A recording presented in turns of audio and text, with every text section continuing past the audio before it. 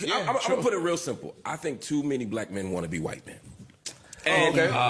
No, just listen to me. Just hear me out. I don't agree with that. But what I'm saying is when they look at Donald Trump, the thing that they aspire to, they don't give a fuck about Donald Trump's policies. They don't know Donald Trump's policies. Hers either. Agreed. They love the way Donald Trump moved in the world. Think about how much Donald Trump got rapped about before he became a Republican and it wasn't cool to do anymore. Bill Gates, Donald Trump, let me in now. Black people want to be rich like everybody else. Black people want to be famous and powerful like everybody else. And for most people, and especially black men right now, the image of that is a white man. And that's why Donald Trump gets the votes from people even when it's against their own interests. That's what fucks me up. I think that's a horrible surface assessment. So why Obama won? We believed in him.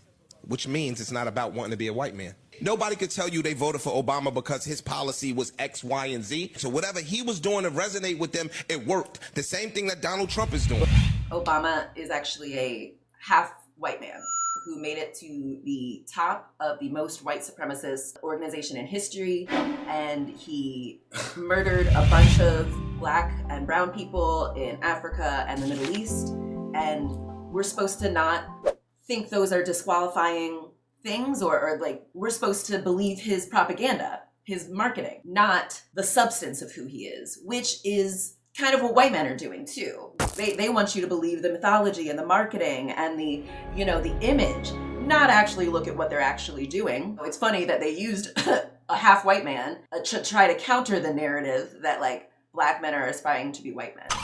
I grew up as the president being the highest and most amazing possible thing, the highest aspiration. Obama was that, and he was supposed to be this transformative figure. A lot of black people voted for him for that. A lot of white people voted for him for that. White people love the idea that we've gotten past racism. Look, we've elected a half white man. And this is what what Mark gets right, because I think a lot of men, and it's not just Obama, there's no structural critique in the same way at large. There's a black capitalist community of men who have bought in entirely to the grind set and who believe in the individualism.